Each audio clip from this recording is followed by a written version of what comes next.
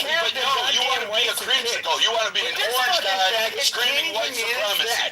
which is He literally fucking has to weird root all in the his own time, goddamn dude. shit. All the fucking This is time, how dude. goddamn worthless Again, he you're is. fucking dumb. He's a You worthless still piece can't of fucking fucking figure it shit. out. You still can't fucking figure out the fact that Shut the nobody fuck gives up. a shit what you say. Okay, You're done. okay, I no, packed no, your no. ass in. Time I to showed dox- everybody time how to weak dox you Brad. are. I showed everybody Okay, how I'm talking fucking about- dumb you hold on, are. hold on. I showed everybody how Brad, big a pussy Brad, you are. Brad, And now I have Brad, you it's begging my doxing time. name. You need to Begging shut for up. my name. You're begging begging for my approval. You're begging for my attention. You're begging for it, Pepe.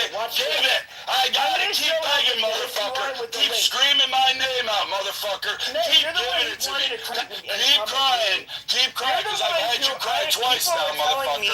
And oh, by the way, the mods couldn't fucking set you up, you bitch boy. Nobody in this room set you up. I did this on my own, because you know what? After 4 years of listening to your bullshit, it just proved one thing, that everybody was saying the same thing I was. They're the only one that said it out loud, because everybody here thinks the same way I do. You're just an over-performative creamsicle, wannabe twat-waffling fucking white supremacist that has nothing. Yep, that's right, it's fine, motherfucker. It's always fine when I fucking call you up. If you look at the links in the audience, What are you gonna do? What are you gonna do? he was What are you gonna do? fucking and he ended up having to move into his daughter and be a goddamn freeloader. Literally, folks, There's no one here in Houston. And he's gonna sit here and cut it. No, you gotta fix it. You see the goddamn freeloaders, faggot. Jews! The Judean! Oh my God! Wait, I'm waiting for you to do the Zeke Hell shit. I mean, at this fucking point, for a whiskey. what the fuck is your fucking You would have been put in one of the fucking ovens and then you went after because you had Chaz, somebody who who was carry just your fucking fucking on the own weight, stage, you piece and of you shit. fucking tried to See, jump on her thinking you had some blood in a fucking goddamn power to oven. be able to tell her You're to a shut fucking the fuck low life, up. Like you think you had dysgenic piece of any fucking fucking shit. power over Big boy, anybody. who the fuck is this Boy. faggot? So you know We what? need to put You him in a got your fucking room. oven too. You did your little See, rounds God, and you know what you would did be your funny? little workout. Is You he did would your say, little see, tiger when they theme put and your your little worthless ass in a round room fucking club. oven. And you know what? You whiny You can keep goddamn bitch fucking in your crying, goddamn bitch boy. 50s talking Because shit to again, me. I'm gonna Pussy. fry you like a Guess bag of what? popcorn. I don't even talk I'm gonna about keep you doing it. I'm after gonna you've had a microwave fight. until you're there. You know what? I think it's funny. I was watching a piece of shit like you square. Hey guys, haven't won say fucking something, shit, please. dude. Bravado You haven't piece of won shit. shit. The You're a only goddamn time you nobody. ever won Here's the thing. anything Here's was the the difference. doctor I would allowing you to spit your live after fucking the face failed in your abortion goddamn that your teeth. mother And waited you would for. do That's nothing. what you fucking You done. could do That's the nothing. only You thing have you no achieved. goddamn You option, you fucking idiot. faggot. And then you went out and There bought a are people I microphone know so in you could real come in life. here and try to There have are this people we argument all again. know in And real you know life what? You that I did. could You're not going to do fucking that to. jail. Why? Because I would end up getting beat the You fuck never up. kidded up. You You are a never pussy. fucking them out down You are a there. You goddamn never said to female. anybody. Big You never mouth said piece of anything. shit. Outside of being You a could cook fucking and a rant. call center You rep. could talk That was the extent of you your want, fucking bitch. life. Hello? I mean, What do you fucking have to imagine show for moving you to being Alaska fucking stupid, and motherfucker? failing at You McDonald's. have nothing. In fucking Alaska. You have nothing. How many McDonald's What are do you there? have How to many prove fucking that you're fries tough? do you think Eskimos are buying? Like, Nothing. really? You think it was really hard to fail at McDonald's in Alaska? Nothing. Fuck. I mean, shit.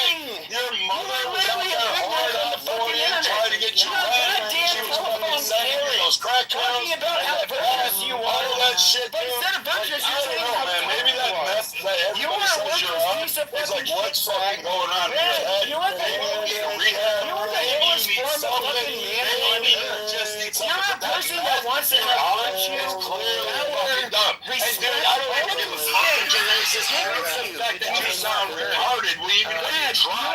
Because quite frankly, you know what? There are people that are racist and they're fucking pieces of shit. But you're just a fucking hoodlum like that at your best. All you're doing is bitch about how great your white society built it. And you know what? Your white society didn't do shit without all these other entities. So you know what? Fuck your white society. Fuck the white man. Fuck the white woman. Fuck all that white shit. I don't give a flying fuck about it.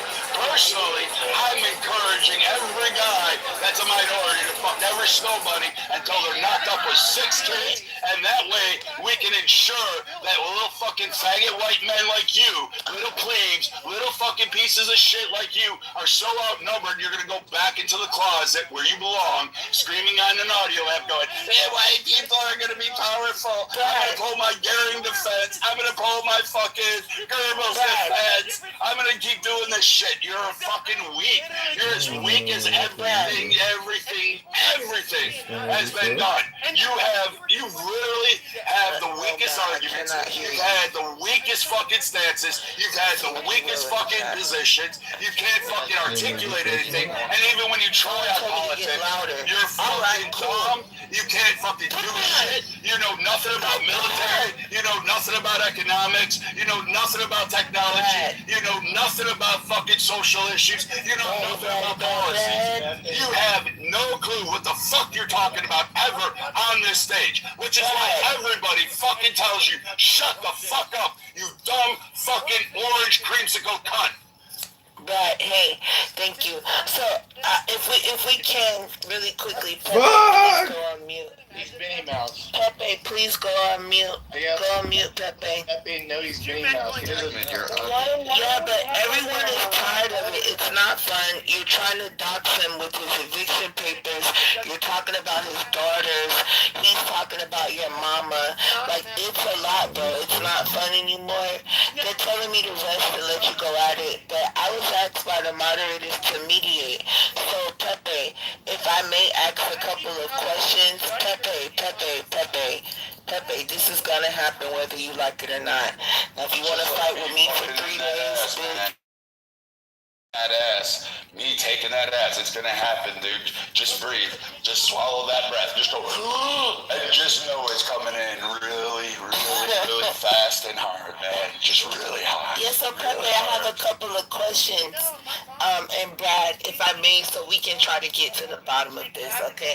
So question number 1 will be... Wait, Jazzy, I'll afford you the respect. I've already done and melted this creamsicle. So go ahead, Jazzy. Okay, thank you. So question number... Hello, Liana. Hey. Hey, what are you doing? How are you? I'm good. Can You you? saw? I'm good. Can you hear me? Mm-hmm. Yeah, I'm good. I just I went out. I got a few drinks. I thought maybe if you come over, you'd like something. So I got some mixed Yeah, just give me vodka. 1 second real quick. Okay.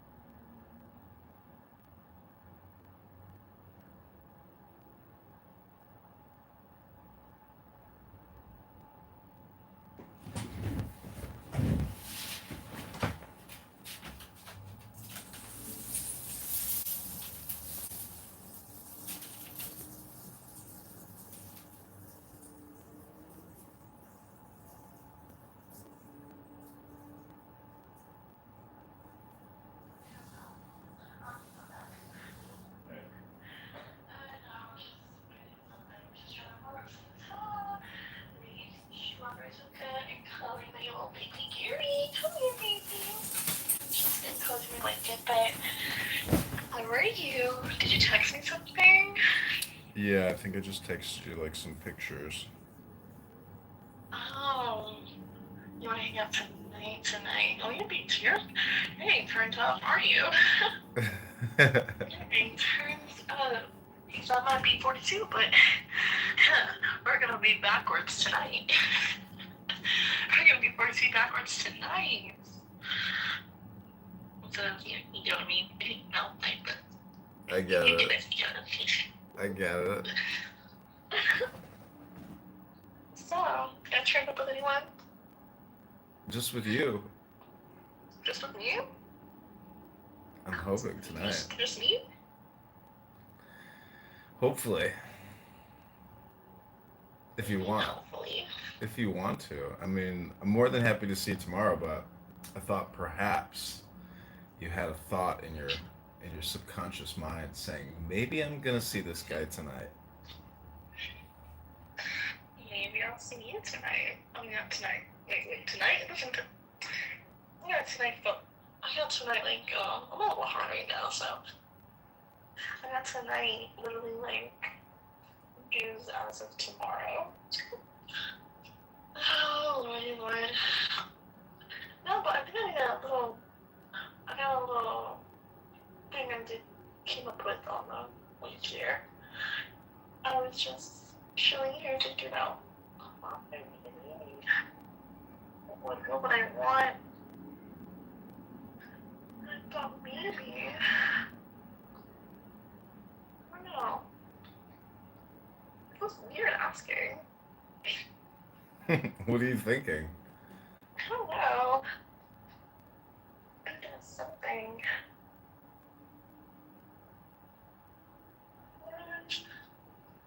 How would you benefit me?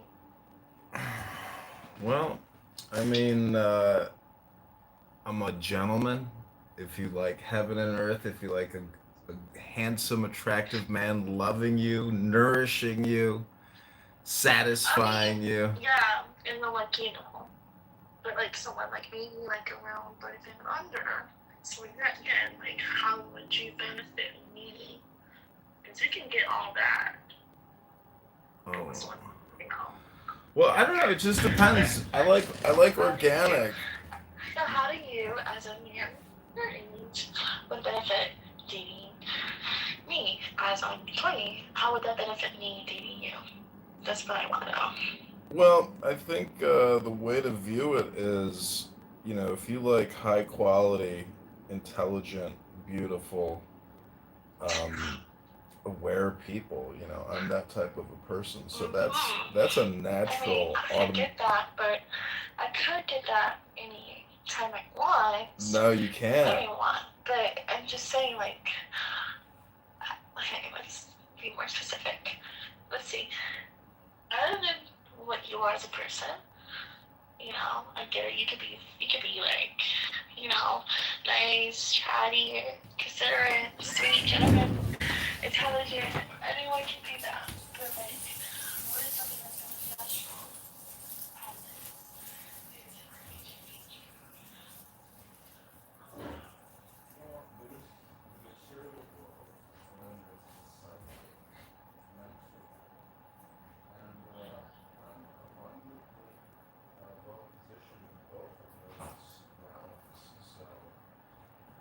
That makes me a high quality, very valuable person that can give you all types of material and emotional, psychological, even spiritual abundance and knowledge.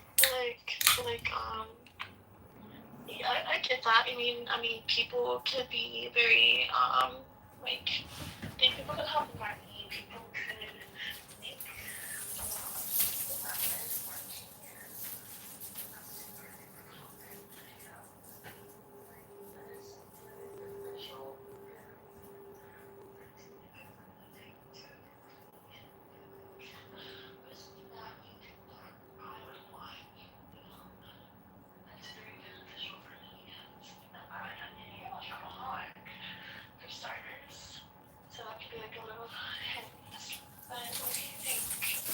Well, I don't know. I mean, I have this beautiful Coach purse here at my place I know you liked.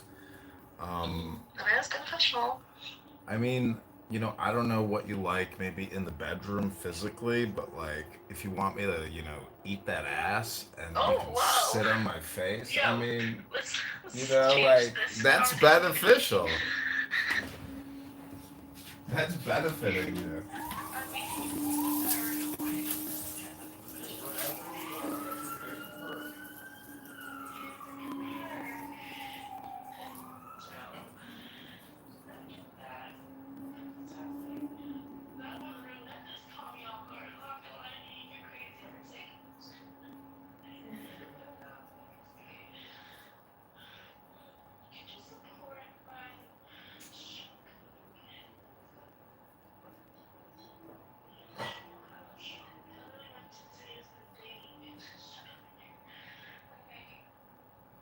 Just depends. I mean, I don't like wasting money on Chanel, but if you want to, I don't shop like that. I'll get designer. well then Ross dress for less. Oh, who doesn't fuck with Ross Dress for less? They could get some good shit there. I mean, I wear extra large, and I'm just like, damn, this shirt is $9. It'd be like $60. This is a good deal. I know. I love a good deal. In general. I mean, yeah, I want to support you. Like, it depends if you want like a relationship with me. I mean, I'm very supportive. Yeah, to my girlfriend. So, um, To your girlfriends? We can't be boyfriend girlfriends since we're age. You know this. You would not it's wanna. not You want me? impossible. You You want me to introduce gotta, me to your family? for sure. If like we're a couple, and I mean we Yeah, are. if we're a couple, who would you think they would imagine their face if I say I was 20? They would say, well, then you're like super beautiful and I get incredible. that. Like, You know what? I wish my family was like that. I mean, I would say yes, but I wish my family was like that. But they're very, very strict on my dating. They want me to date smart boys, 43 and under. well, you just gotta look up. You gotta look up the story of Daddy and Peaches. Daddy and peaches. I'm not looking it up. It sounds stupid. Explain to me about it. It was this wealthy real estate developer in the 1920s in New York who married like a 19-year-old girl. And he was like in his 50s. So he was in like gossip magazines, like all these fancy mansions. What the fuck? But their marriage didn't last because it's not built on anything. You know, it's not built on a real relationship. It's just based off of like superficial um, aesthetic desire, I guess. Desire. What do you mean by that? I mean, like the 50-year-old guy likes the look of a hot 20-year-old chick, but they don't actually have chemistry. Um, you know, and the sort of karma's all fucked up.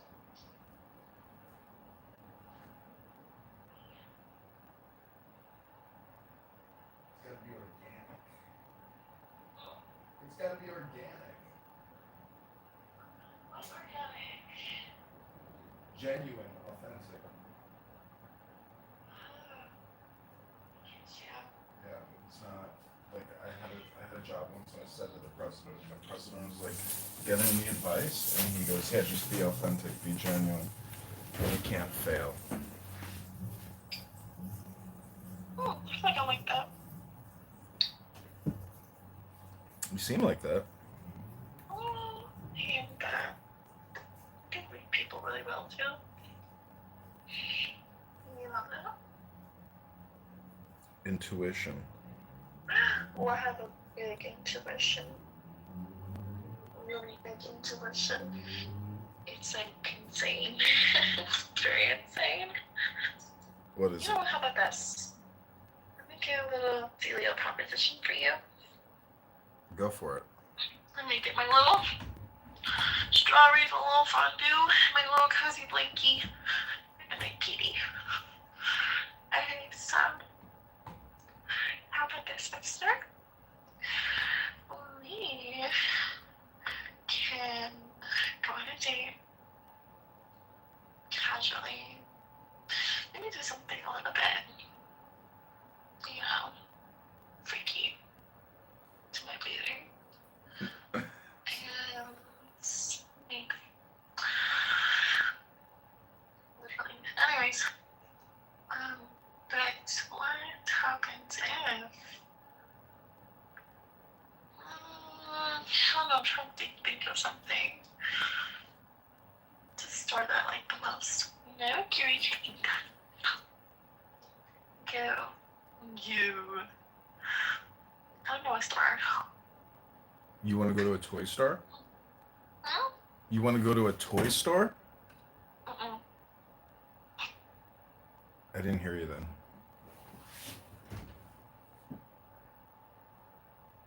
Can you hear me? Oh my god. I'm very high. Holy shit. Did you take an edible? I just did the chocolate. I did the strawberry and the chocolate. Then, oh my god. I ate it, right? And explosions. It felt weird.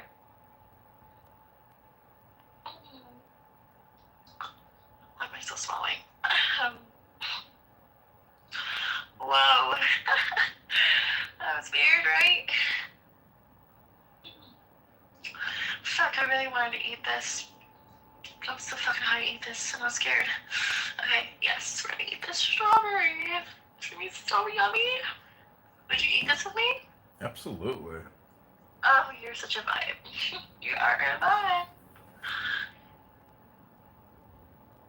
you know what?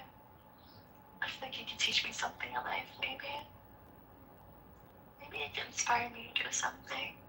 Likewise, it's reciprocal.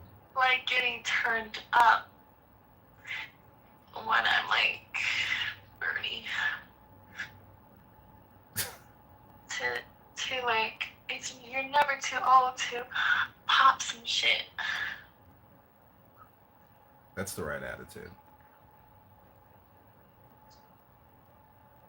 I like old people.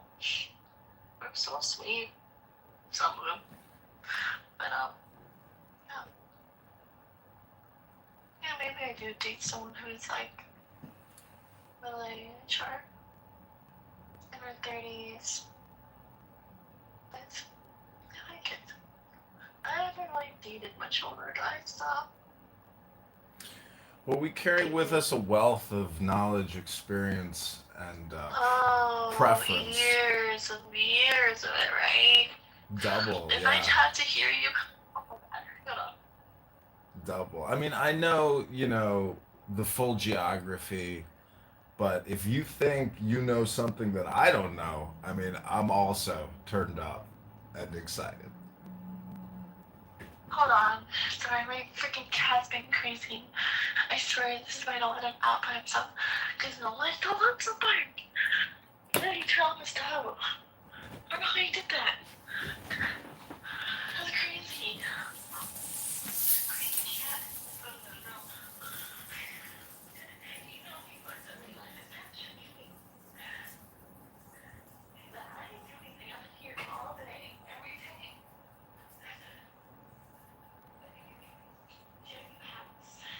No pets. You don't have any pets here, but in your place. What's wrong with you? Well, I live on a vegetable garden, and there's like a gazillion rabbits and squirrels and birds and other types of animals, so it's kind of like a zoo over here already.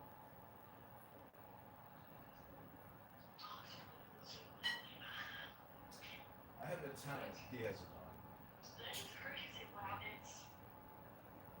Rascally rabbits. Did you just say rabbit? Rascally rabbit. I just said it with a W and an R. Sometimes I Oh say. my god. You just said rabbit.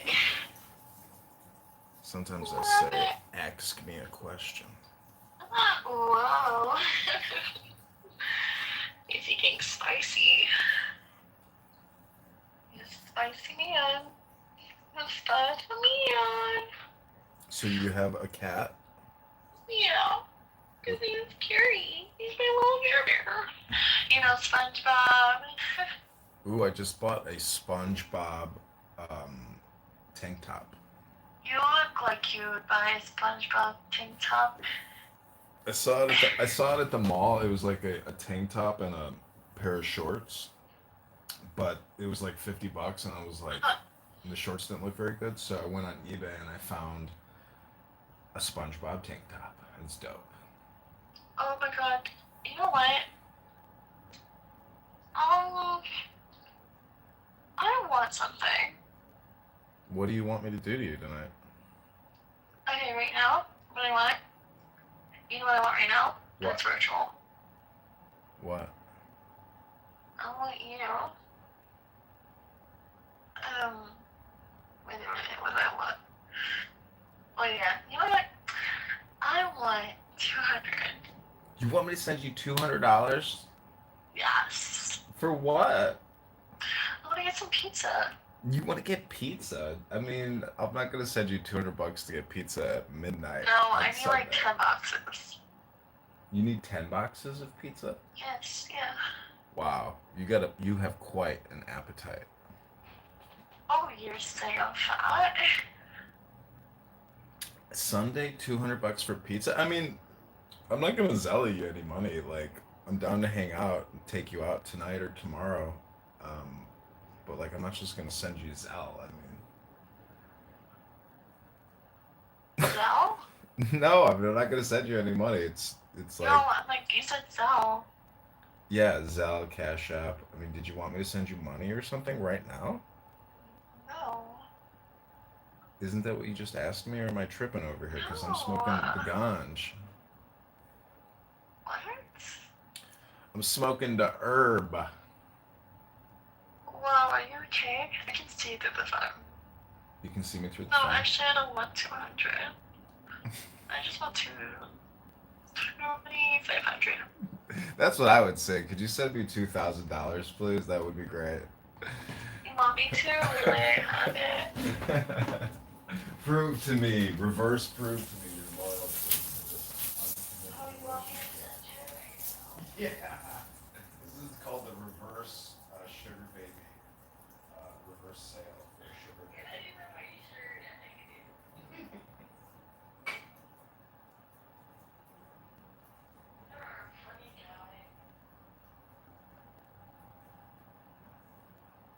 I'm about to smoke this good weed. I'm about to smoke this good herb.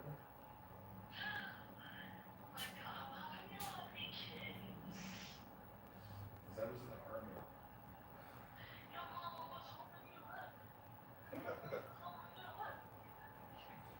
Yeah. I think I went.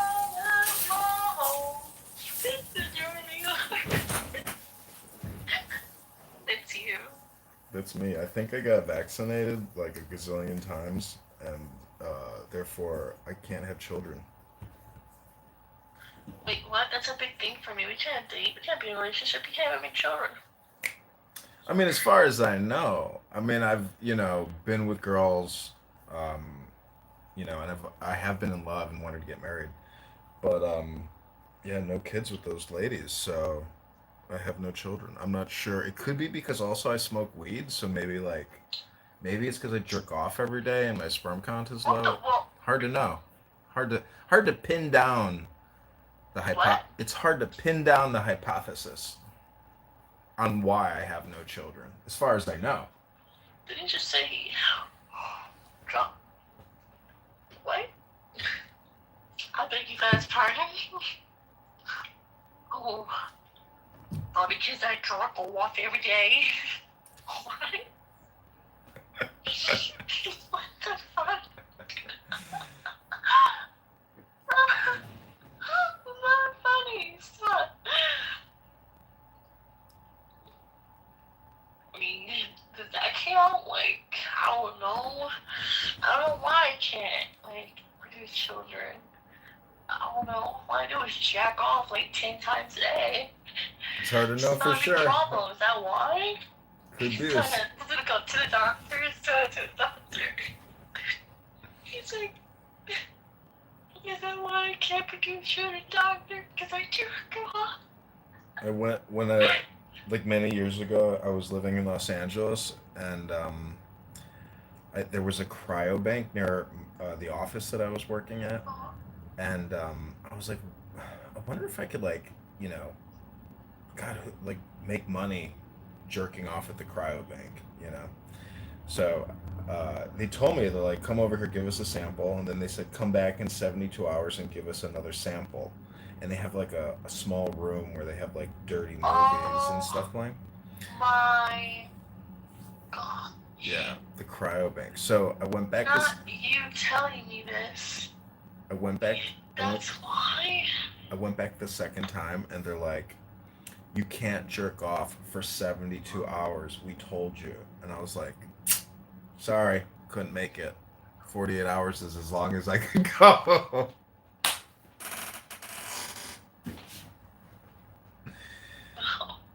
So, You do it every day? pretty much before I go to sleep, yeah. Oh my gosh. Just puts me to sleep like a baby. Are you okay? I don't know. I think that's pretty healthy, actually. Like, 365 times How a is it year. healthy if you can't even produce children? I'm just being facetious. I'm pretty sure I can have children. I'm just making jokes. How do you know that you can't make children? I don't know that. I'm just like kidding around, but because I was in the army, they did inject me with this shit that like I can't really remember exactly who the fuck knows what they injected me with. So who the fuck knows? and the government. Like they do all kinds of shit to you. But I don't. I mean, I'm pretty healthy, so it's totally possible. And I would like to have, 2 children because I've got a big, beautiful house with bedrooms just waiting to be filled with children or tenants that pay rent.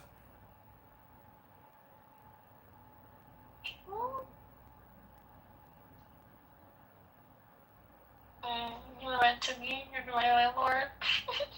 You want to be my tenant? Wow, why do you sound like that? You're like, you want to be my tenant? Liliana, the You want rent to be my is due. tenant, Liliana? The rent is You due. know a way to pay that rent. Face down, ass up. You don't gotta pay the rent. Oh! What the fuck is wrong with you? Gosh, you getting too turned up. TheLandlord.com. Millennial. No more. Okay? No more. Oh, my bad, We I talked forgot. about this. We talked about this. You can't keep getting turned up and jacking off every day like this. That just shows actually, force and health and vitality.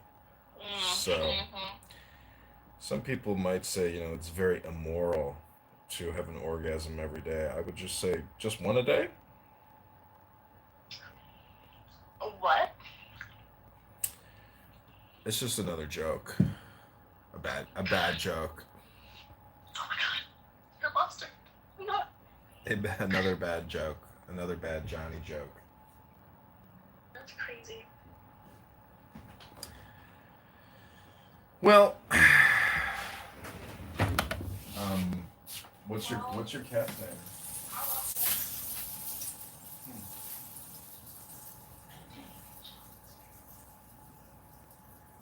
Take you shopping, baby. Yeah, come over here, spend the night at my place. Oh, I can't tonight. Sorry. We're gonna have an amazing. You'll be fine. I mean, because what we do, we're having You don't understand. You do not have a anything. cocktail. Just a deep breathing. Just a Why? stretch. Talking about the influence. Oh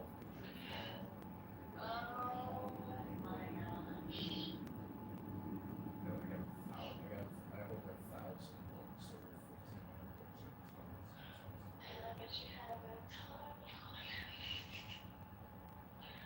do have condoms. I don't like condoms, but I do have condoms. You know,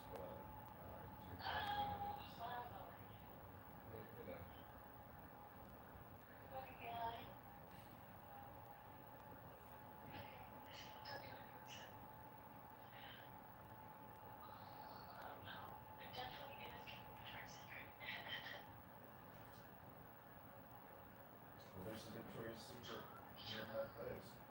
Maybe.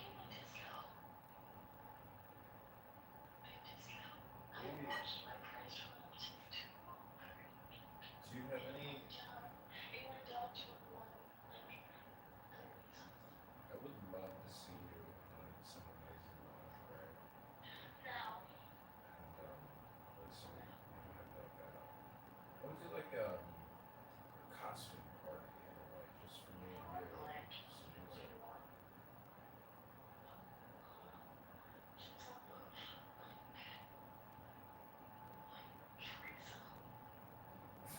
What? Tree?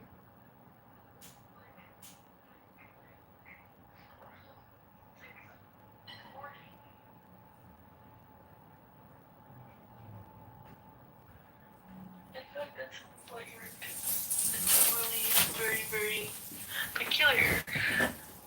I can't remember. I mean, I have a photo of you saved, like with your name, and your lips are just so red and cute, and your hair has, just the most amazing bangs. Like those bangs are banging, and you just look like the cutest little angel. Sitting on a beautiful pink, cushy, warm, comfy bed, and your hair looks, like it's got some great shampoo conditioner in it.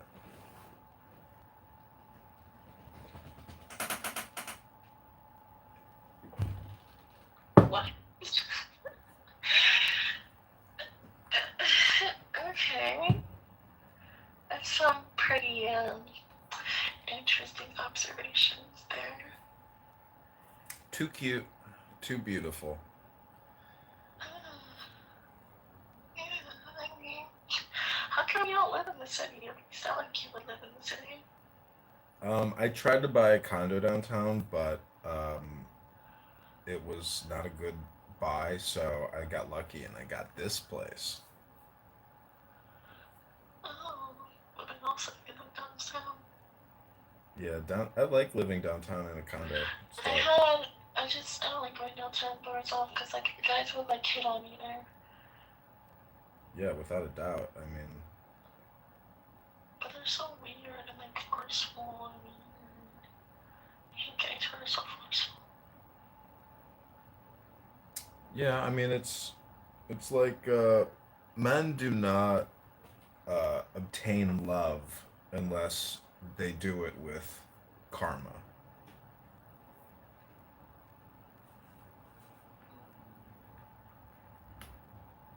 which is it's just work, Have you communication. ever broke someone's heart? You're either heartbroken or a heartbreaker.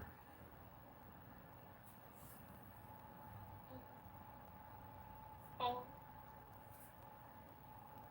You can be both. Have you broke someone's heart? Yeah, I'm sure, but not like, in a bad way or a spiteful or bad, Mm. always in a good way, meaning it wasn't meant to be.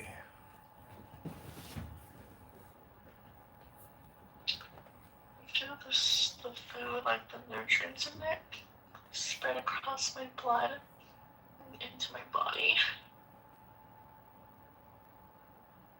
You're having a spiritual ecstasy. What? I mean, You're spiritual?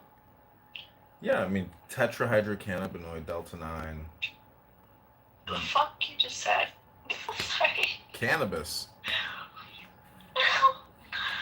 I'm pretty spiritual too. Oh, you're a priestess? You're a high priestess? I'm just spiritual. Oh. Well, spiritual means a lot of different things to different people. But I'm just in a book club. That's what's up. Facebook.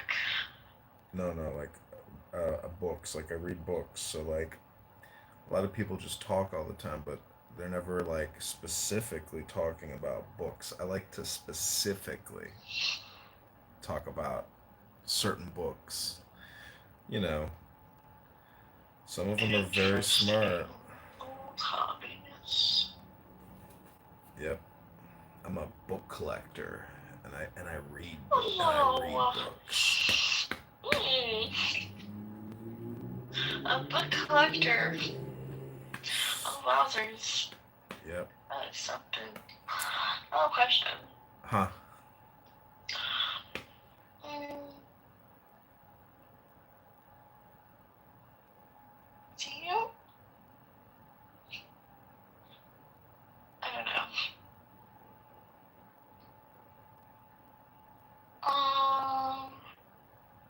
So you would take me on shopping sprees? Yeah, I mean, I'll fly you to Vegas. I'll take you to Caesar's Palace. Give you a $10,000 credit card. You can just run through the mall and buy everything you've ever wanted, and then you can lay it all out in the hotel room, and you can go down to the pool and wear your new bikini, then go back upstairs, get another bikini, and say, and get another one, and then like the whole thing is just like a dream come true. Shopping and laying out at the pool every day, and fancy dinners at a new restaurant. What? The good life, Huh. la pura You're vida. lying. No, I mean I've done that before, but I'm just saying Oh, like you're a liar. it's not a lie. I mean it's Oh something my to do, gosh. but it would be You're a very liar. expensive to do. Oh my god. 12,500 at a minimum. These things are What possible. does it come with the cost?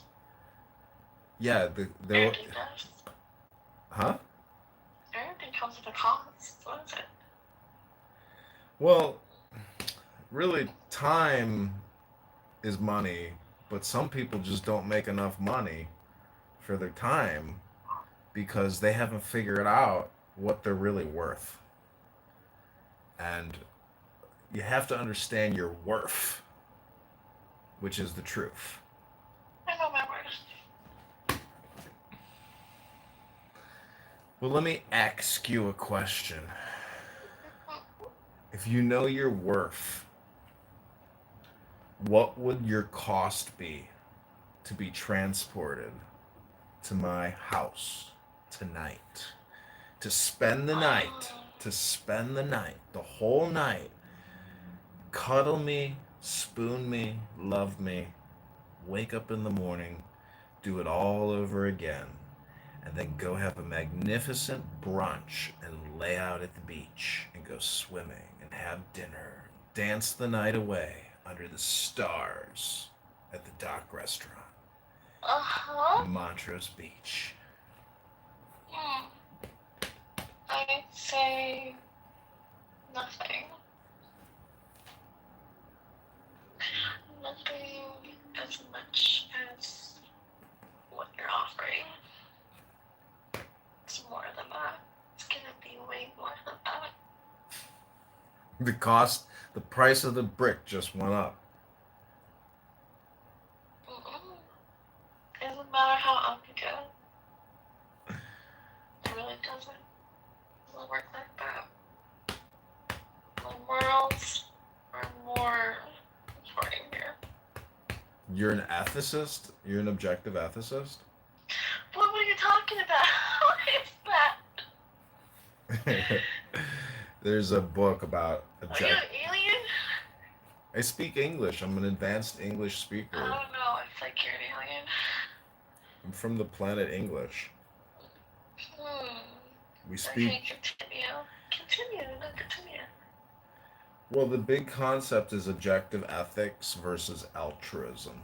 And not many people can really explain altruism because I mean, some people can, some people can't, but those are the two big, philosophical, moral, and ethical positions. Either you're a supposed altruist or you believe in something called objective ethics.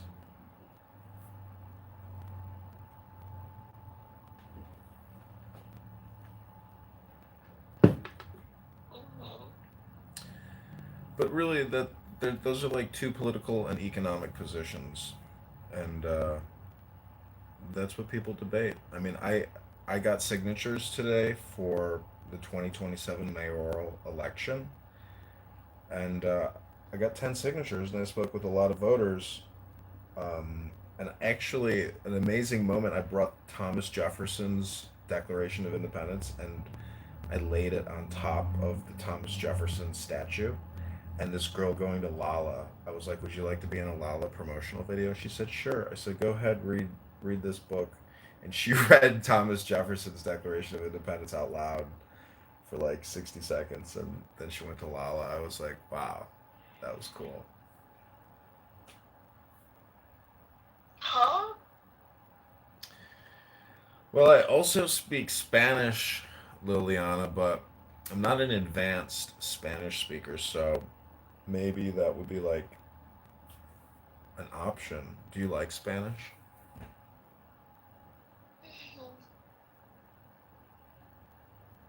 It's an interesting conversation. I'm kind of making jokes, but You're how's your making jokes. how's your edible feeling right now? Oh, those are jokes. Do I have to hear more of those? Listen, I'm a 43-year-old guy. These are like Oh. these are dad jokes, Liliana. Oh my god, no, my dad's funnier than you. These are dad jokes. Wait, how old is your dad? Your dad 46. Your dad's 46? Wow. 46 or 47 or something. Yeah. I mean, my mom was 28 when she had my sister, but some people have kids really young, like 17, 18, 19, and by the time they're 20, they have like 3 kids, and you're like, holy shit. It happens fast, and families just like multiply like flowers.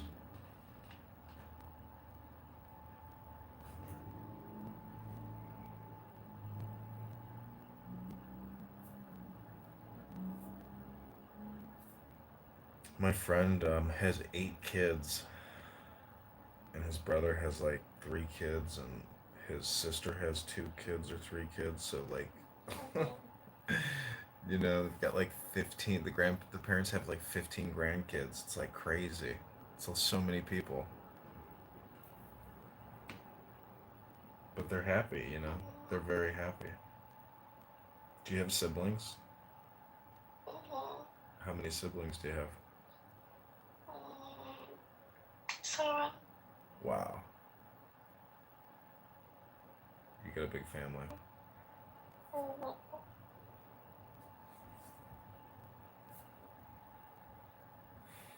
Well, I hope to see you tomorrow, and I hope all your dreams come true tonight, and you have the most pleasant, deep, relaxing, Are you nerve. high? Yeah, yeah. Yeah. I mean, I'm feeling good. I'm not like Wait, do you think I can take advantage of you? you certainly could. You could Right take now? you Dead ass? dead ass that take Hey, advantage hey, now. hey. Send me 250. Send you 250. Yes. I'm gonna send you 250 selfies, and I hope. No. Well, each selfie is worth like $10, so that's like 25. Oh, That's you. 2,500 bucks. I'm a famous artist. You could For sell. free. You could sell each NFT selfie for $25, $50.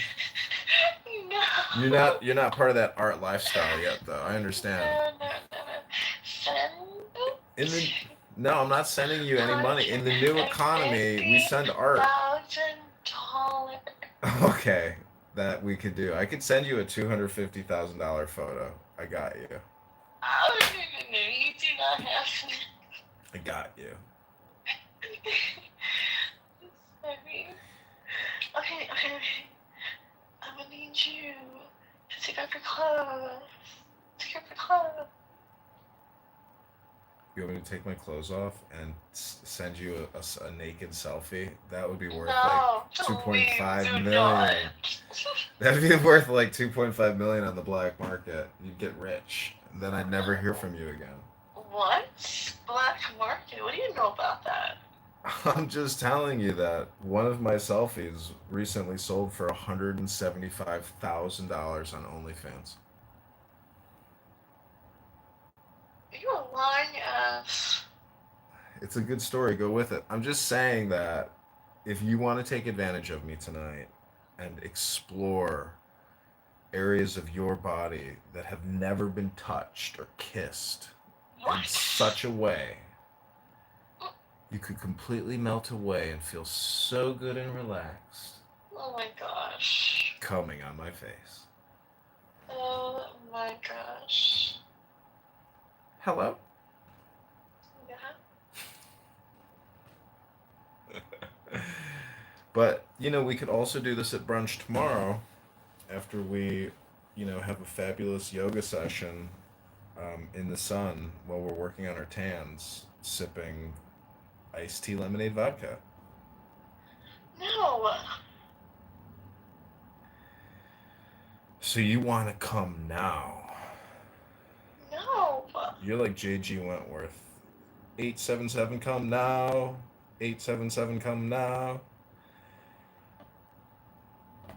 Culture.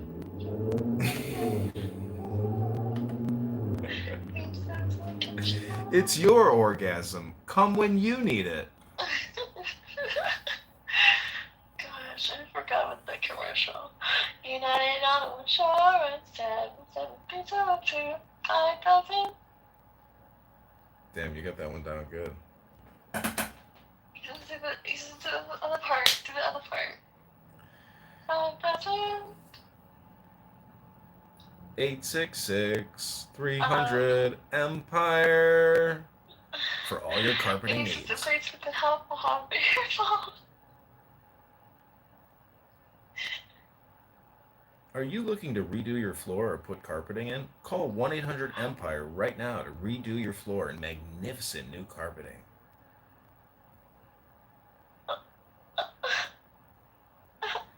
888-2300-EMPIRE. No, wait a minute. Is that you? Mr. Empire. Or is that you? You're the voice of it? No, but my friend that he used to work for, his uncle owned that company, and I worked for his uncle at a country club, and he was doing cocaine on the golf course, and he ended up having a heart attack, and he died. Very rich man, but he was a screamer. He was screaming at people.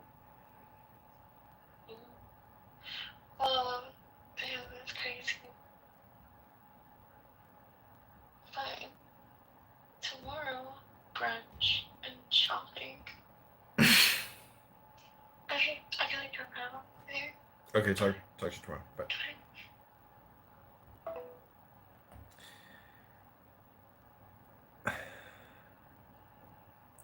Okay, back to Clown House. Sorry for the intermission.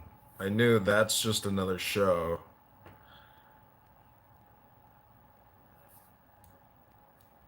That's really good to know, Jazzy. Thank you. Like, even if you had kids in the car, though, like, that's what I'm wondering.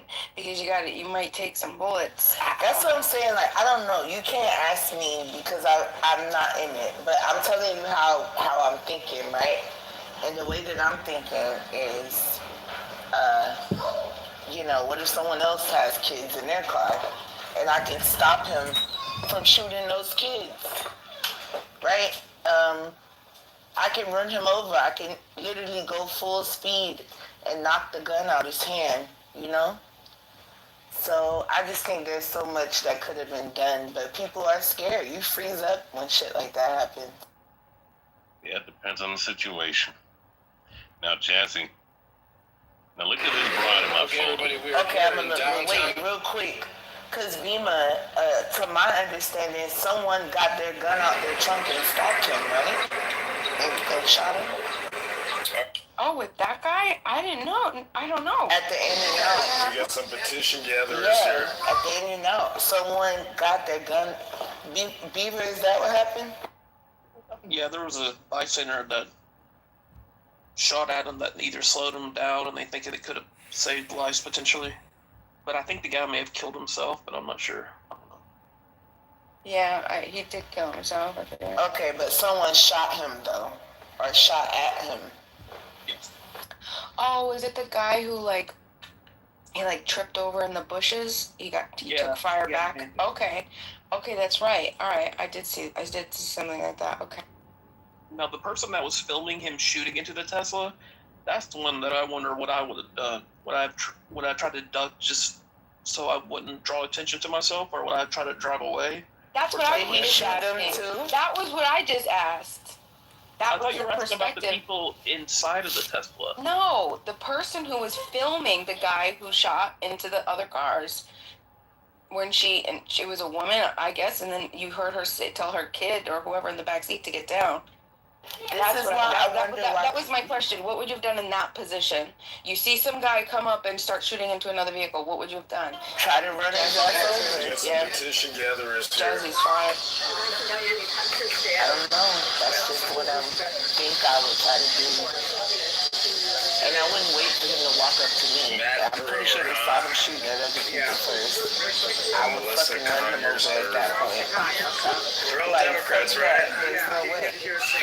Oh, that's right, Brewer, okay. I don't care. Reader circle. That's something you can worry about later. Like, I don't think they'll take me to jail for stopping a fucking mass shooting. Hey, what caliber of fucking gun did he have? It was a rifle, I think. Yeah, what gun? It's like I don't think they would prosecute me for that, but whatever. No, you're in the Senate. I'm in Florida. Like, someone shot stopped someone in That's the front of Mike Wiggly Walgreens campaign. for saying he was Competing going for to get a gun. signatures He here. didn't even go get We it got the yet, and spot. he got off. We got the real estate spot. I I don't know. Yeah, I'm gonna be So alright here. Chicagoland, we are here in the heart of Jefferson Park. Outside President's Coffee and Tap at the Popeyes. This is Florida, Israel. See, right here is where Alexis Giannopoulos committed $400 million in fraud and settled with the FDIC for $5 million. I love alligators. Alligators are How my the center favorite. of the universe You love retarded collides here. But he's very tired of alligator. I told him, like, bro, people don't come here and say, oh my God, I might see an alligator today. Like, no one gives a fuck about alligators, bro. Oh, this is John Lee, Chicago Mayor candidate. We are live at Jefferson Park. AR-15 Copper rifle. Memorial Bus When he with was our shooting into everybody in petitions to that get people drive-through. to Yeah, I register jumped and out, got a sign here suppressor. in It was a Jefferson Park. 9mm handgun. And We've got you a trained every day Chinese for float. situations like this, he And we said. came And there's prepared with a YouTube seat videos this of him. time. Okay, so did he shoot him? Yeah, he shot him, and then the guy ran over behind the dumpster and shot himself in the head. Today. Oh, shit. So, Rich, I got a question for you. You're sitting in the vehicle, and you have your kid in the back seat. Your kid in the back seat, right? And you see a guy come up and start shooting inside of another vehicle, right in front of you, right? And you start seeing him shooting inside of the front windshield of another vehicle. What do you do? So, I mean, me personally, I have a IWI, Israeli Weapons Industry, X95 Kitover bullpup, and then I have like 3 handguns in my car, so I'm getting out with my rifle. You're gonna leave your kid in the car and just... Yeah, of course. Okay. Yeah, if I'm sitting out anywhere and I see somebody actively shooting, I'm telling my kids to stay in the car, get the car keys, lock the door, grab my bullpup, and I'm engaged. Alright. Thank you. So I don't understand why y'all want whoever, not y'all, but whoever. I don't know why you guys want stricter gun laws, because the only way to stop an idiot with the gun is with another gun. Yeah, we need less gun laws. Well, we just need people. We just need people to carry guns. Like, I don't know what's the big deal. I can tell you what the big deal is. Oh my gosh, shut the... I don't want to hear it. No, I'm joking. Go ahead. Yeah,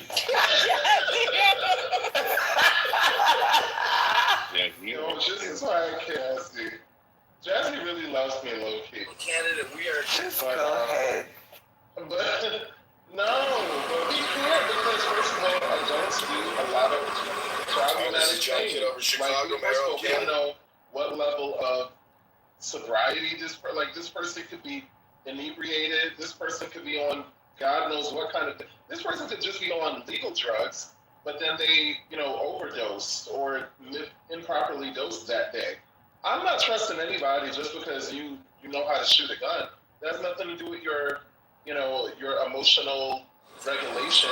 Like upstairs in the room. We already have laws against that. In possession of a firearm while intoxicated, or possession of a crime.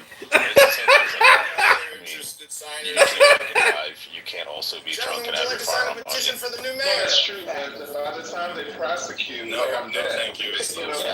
I understand what you're saying, but I mean, it goes for like anything, cars, anything. We just have to personally with cars, I think that we need to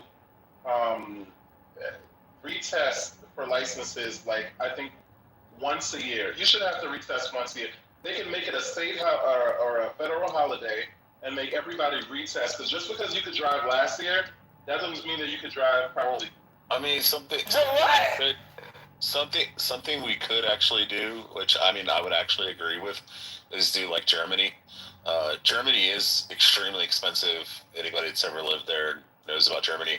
It costs like thousands and thousands of dollars to get a driver's license. You have to go through like pretty much like a law enforcement or Secret Service type training course. You have to be able to like slide your car on a wet pad. You have to be able to do like controlled spins, everything like that, where you literally spin the car around 180 degrees and then you have to reverse it back and then like get the car in line and stuff. I mean, I wouldn't mind that type of like driving courses. Yeah, because a lot can happen in a year. People could have developed a drug habit in a year. People could have got divorced in a year and went off the hinges, or discovered that they have some sort of... And that's going to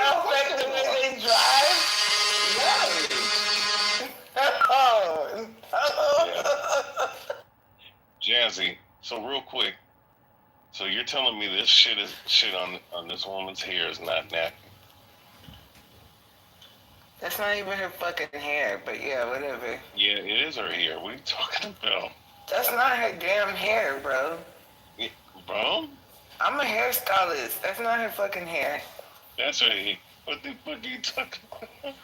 I see pictures. Men are so easily fooled. Men be thinking that my hair is my hair too. I don't even say nothing. I'm like, Look. That bitch in your photo is bald. She's not bald, but that's just not her hair. No, Jazzy, listen, when it came to certain women, and this is all women, don't get it twisted, whether it's black or white or whatever, whether they wear, some of them wear extensions, like a lot of white women wear extensions, a lot of black women wear like weave or shit. Women of all races wear hair extensions. Hair extensions, right? So I get it. You pull their hair back, I'm like, oh shit, I almost pull this shit off. Okay, I get you. But you're telling me this is not a. You can't pull my hair off, and yes, that is. Hold up. That is hair extensions, and I don't know if you know this, but black women get hair extensions that match the texture of their hair. That's not her hair. Oh damn! I've been fooled. God damn. That's fun though. There's women with hair like that though, but that's Jazzy woke me up to something. I don't know, it was like last year. I was so depressed. Remember you told me that men do it with their locks? Yeah, lock extension. I was that's some weirdo shit. Like, what? Fake? The Russians, there's this Russian page I used to follow. They do nothing but faux lock extensions for white Russian people. They all have fake dreadlocks. And they make them and they install them in their hair. It's the ugliest shit I've ever seen in my life. Hey Jazzy, have you seen these caps? You know how like guys like myself and other certain cats have like the natural waves in their hair.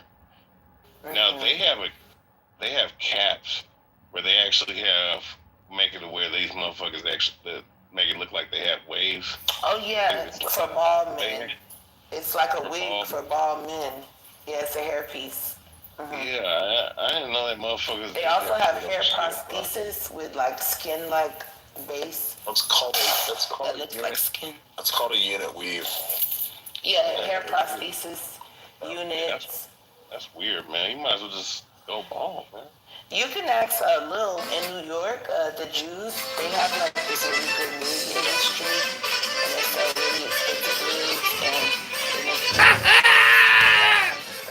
August 7th, baby! All those Jewish women you're seeing in New York and New Jersey, that's not their hair. Most every one of them. Oh yeah, they shave their hair bald.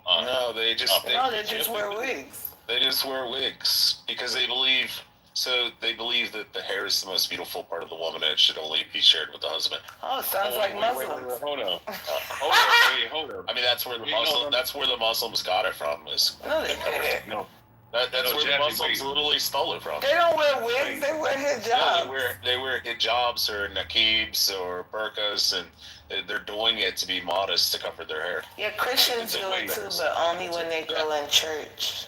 Well, I mean, so you go to like the Baltic states, women do it all the time. Baptist women too. It's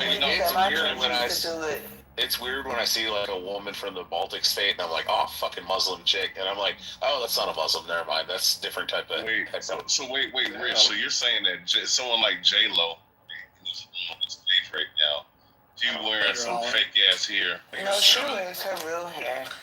She's not old enough yet. You had it hooligan. No, leave her alone, bro. She didn't do anything to you. But she was in the room. She was in the room with them fucking But what does that mean? Cause she was in there.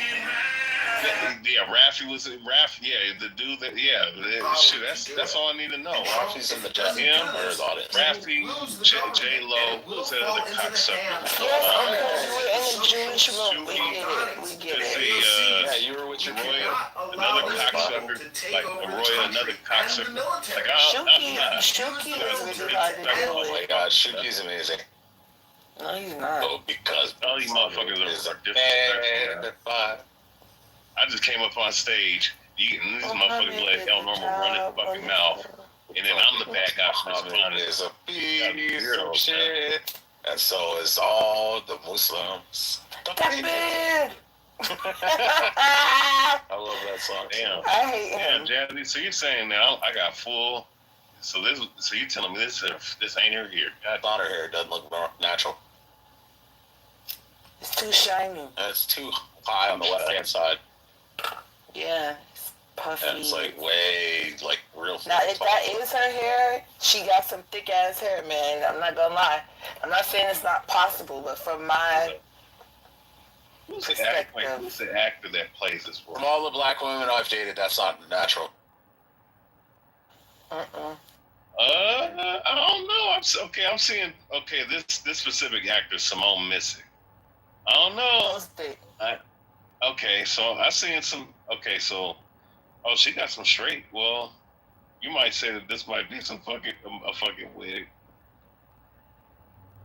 But they do that on purpose so that it looks natural. But nowadays, why are we so obsessed with natural anyway? Like, if women wear makeup, natural lashes, like I feel like you really don't want actually natural, because if women just stop wearing makeup, lashes, no more women get boob jobs, BBLs, like y'all wouldn't actually really want that. Like I think that's not true. Glamorize natural. Ray, people don't actually. Ray, can I ask a genuine question? When you transition, is this the way you're gonna do your hair? Yeah. So Jazzy, you're telling me that this woman's hair. So I mean, because I'm looking at some other pictures of this bride. So yeah, I don't know. It might be a real hair. You get what I'm saying? She a thick one. You have a picture up? Yeah, I got another picture of her outside of that. That's not her hair. Oh fuck. But that's okay, bro. You can see her real hair at the top. It's a different. Oh, that other shit is extent. Okay, gotcha. But I mean, it looks. Yeah, you can see her natural at the top. Right there. It looks natural. But I don't play that shit. If I'm gonna put some weave in my hair, it's gonna match. She's like you're not gonna see no disconnect. Her hairline goes way the fuck back. No, she's not bald. You said that about me. Oh, well, most black women do. They have male pattern balding. Oh my god. But male pattern baldness is when you go bald in the middle. Yeah, it starts from the front and it makes its way back towards the middle. It starts from the middle. Okay. Well, whatever the one is where starts the receding hairline, is that what you thought? I guess. No, male pattern baldness is like the horseshoe, homie. Oh, okay, yeah. That's just like a receding hairline. No, it's not. Her hairline is way the fuck up. But not everybody has a Teresa Giudice hairline. Her hairline's almost back with her ears, like it's close. That could just be her natural hair. It's not. Yeah, that's what I'm saying. That's what I'm talking about. I'm saying a lot of black women have that. There's a big giant ass forehead with a hairline that goes like almost back to the ears. Oh wait. Okay, I found another picture of this bride. Let's see. Okay, let's see. 1 second. Let me pull up this PTR. See if it'll let me. Okay, so 5, 4, 3, 2, 1. Is this her natural hair?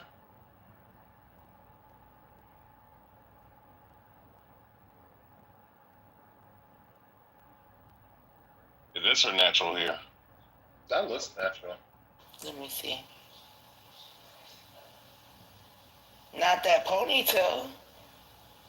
Oh yeah, that's true. Her hairline looks natural. Not that ponytail. That's what I'm telling you. Like, even white women do this. They'll put their hair back and put on a fucking drawstring ponytail. Like, you're never gonna know. Oh no, they do. They do. Men just don't. I don't know. Now I'll say this though, Jazzy. them indigenous women of America, they got a lot of times they don't go bald like that. Yeah, because they don't use shampoo and shit with chemicals to have beautiful hair. Hey, what's up, y'all? Hello, you missed it. Hey, I really just came to hear about the aftermath from yesterday and if everybody was okay. They argued again tonight.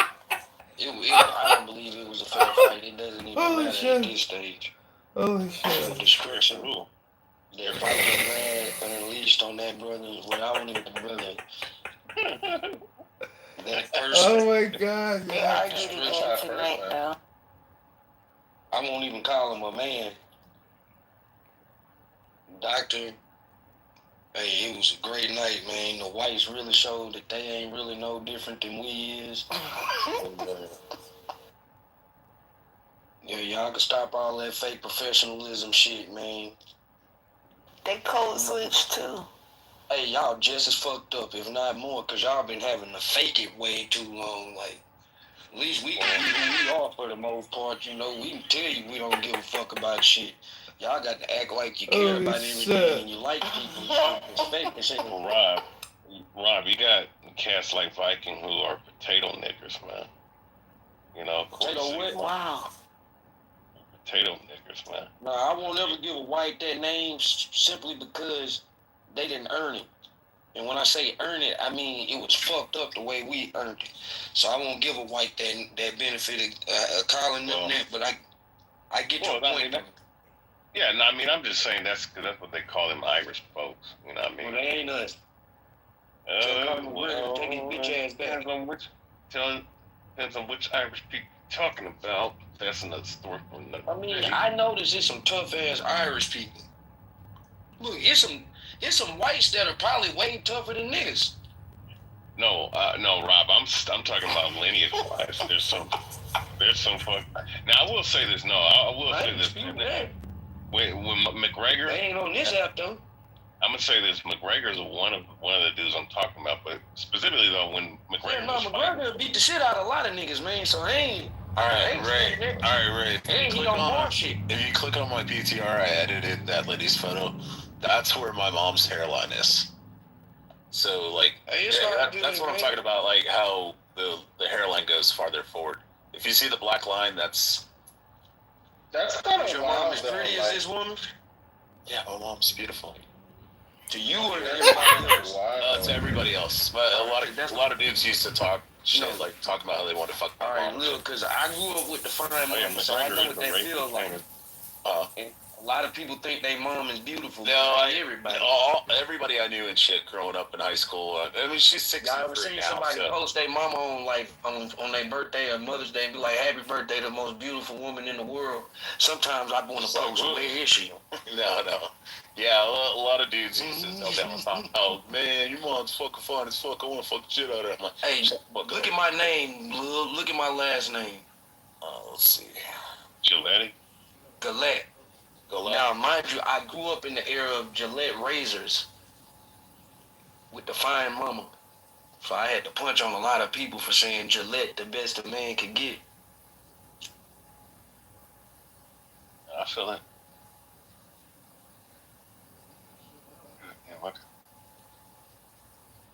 What y'all was on today? Beaver, what's up with it, man? Did you get you a tan today? Wait, did Pepe actually come back or no? Pepe, he was here today. No, he was here earlier arguing with Brad like Why was he arguing with? What does he have to say to Brad after last night? Brad dropped his friggin' neighborhood and like all kinds of shit. And then Pepe turned around and dropped Brad's last name, which does not sound Irish. It's not Irish. No, it's German as fuck. No, it's like fucking Ashkenazic sounding. Wait, does it look like this? Let me see. Yo, who the fuck was I mean, yeah, this woman considered attractive? No, he's talking about the hairline. Like not as thin in the front though. Yo, who the fuck is that? That's an ugly ass fucking. He's talking about hairline. That's Teresa Giudice or Giudice from the Roscoe's New Jersey. Yeah, he's just But fucking she's the like hairline. known. That looks She's like a known for like transsexual. that hairline. Yeah. Well, you see, this is why transphobia is problematic, because that is a cisgender woman. That is a cisgender. Transphobia. She got 4 She's not attractive. You know what? Hey, But yeah, a lot of I ain't saying unattractive women look like trans. I'm just saying that this woman not attractive. I can imagine. She's not attractive. Look at all the makeup. Look at all the makeup she got on her face. Now imagine what she looked like without that shit. Well, I would say she's just really fucking old and probably had a lot of plastic surgery. I wonder how she looked about 20 years ago. Maybe she looked half decent. Yeah, 20, 30 years ago, she probably looked pretty good. But see, you ever seen like a black woman like Lena Horne in her late years? Like you could still see like the beauty in her. Oh shit! Did you ever watch the lady on Oprah? She's like 68 years old and she looks like she's like 30. She's like an Italian chick or something. And they asked her, you know, what does she do and stuff, and she's like, oh, I drink wine every day and this and that. But she's full of plastic surgery or not? No, 100% natural. She's just got some weird fucking genetics. I mean, I seen a chick like that one time. I was on door-to-door sales in Daytona Beach, Florida for Trigger. And I went up and knocked on a fucking door, and I was like 19, 20. And this lady comes out in a one-piece bikini, and she's in her 70s, like probably mid-70s.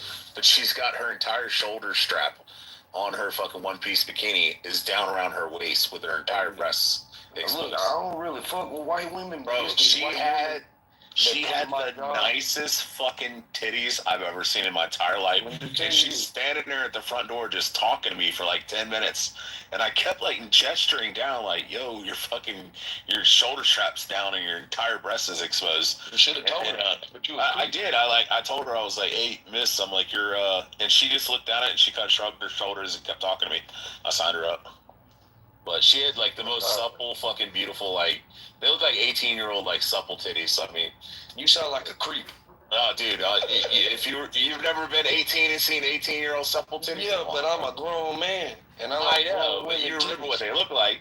We're not talking 40-year-old fucking women titties. Hey, look, I like 40-year-old women because I'm 40. I mean, I do now because I'm in my 40s, but and even if I was 18, I probably would have still. But I appreciate it. Yeah. Look, it's this white woman that come to my job about once a month. She works in Houston, so she'll stay at our property. Now, look, I see some good-looking white women. I ain't saying that I ain't never seen attractive white women. This woman is probably about 56, 57. I don't know if she got them Botox injections or not, but she look good, and she like flirting with me. And if she flirt with me this week, I'm probably gonna know. You gonna check that, huh? I'm gonna probably let her know. Yeah, a lot of it's just genetics, though. The Asians and stuff like that, they have a wall. So most Asian women, until they're like 65 or something, look like they're fucking 25, 30.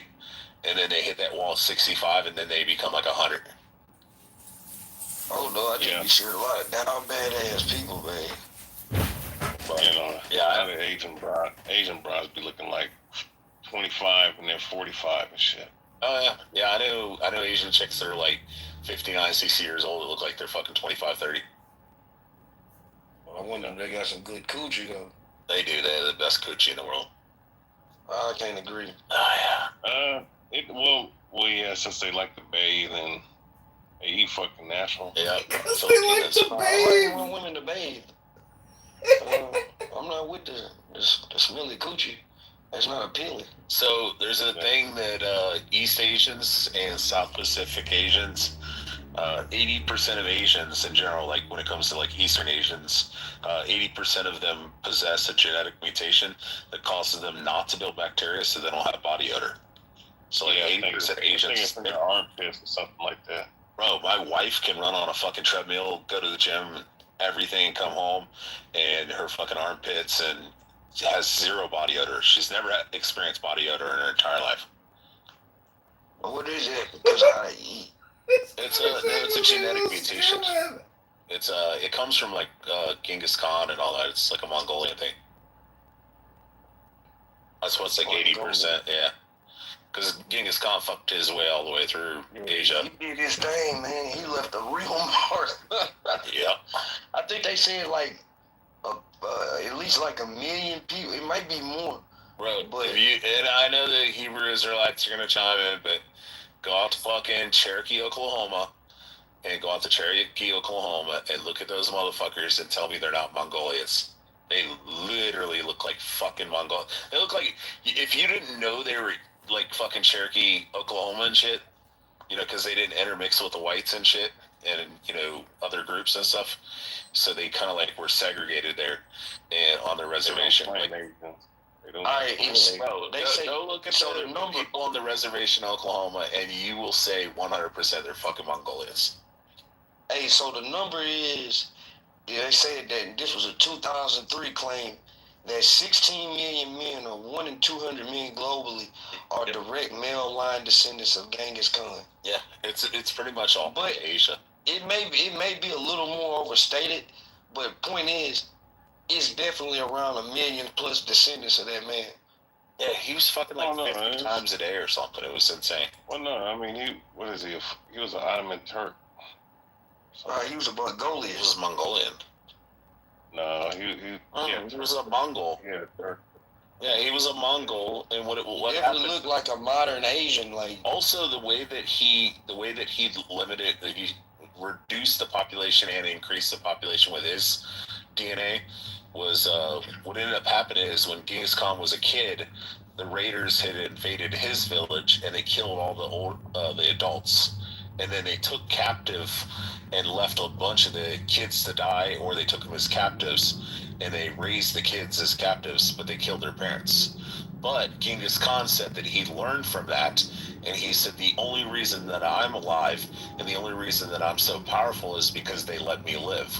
So when he would go and he would wipe out all the men and women and children, and then he would just keep the women as slaves. But he would just whatever women he didn't keep and shit for himself and impregnate, then he would just wipe out all the others and all the men and all the children. Hey, how often y'all, as white folks, when did y'all first start hearing people say that black people were really the Indians? I mean, probably like 10 years ago. See, I'm gonna say this. I've known people all my life that would say that they were Indian. Yeah, you always get the my great grandfather. But let me tell you this: I never heard this new age is concerning to me. Well, like with the Hebrew Israelites, Rob, the reality is I can take the Hebrew Israelite doctrine more than I can take. So, Rob, if you just accept DNA, which is pretty accurate, you'll find out that African Americans on average have less than 1% Native American DNA. Well, no, I do accept DNA for the most part. Now, here's the thing.